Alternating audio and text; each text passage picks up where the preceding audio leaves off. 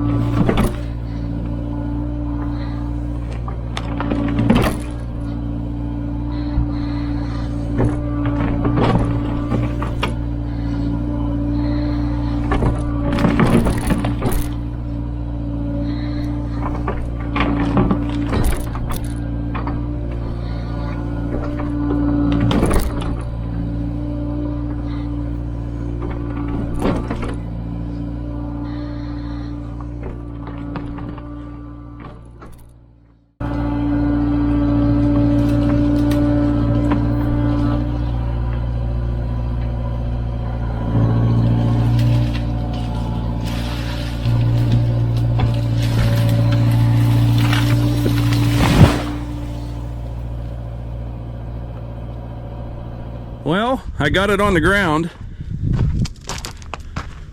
Went right where I wanted. But now I know why it was so difficult to get down. Look at the size of this root ball on this tree.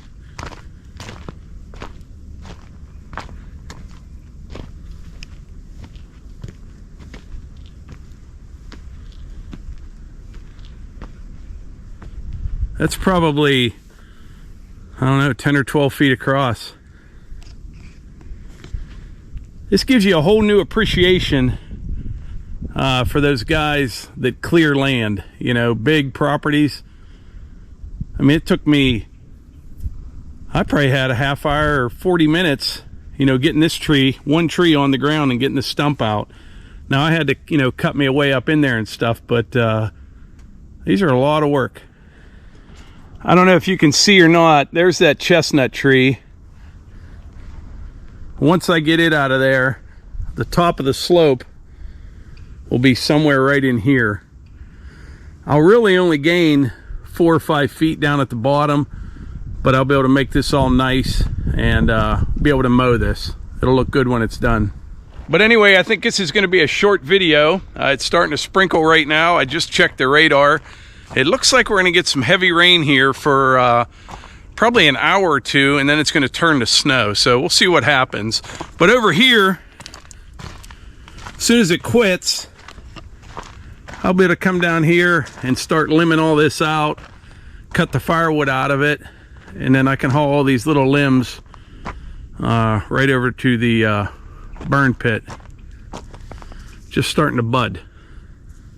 But anyway, I think that's it for today's video. I really appreciate y'all being here, and I'll catch you on the next one.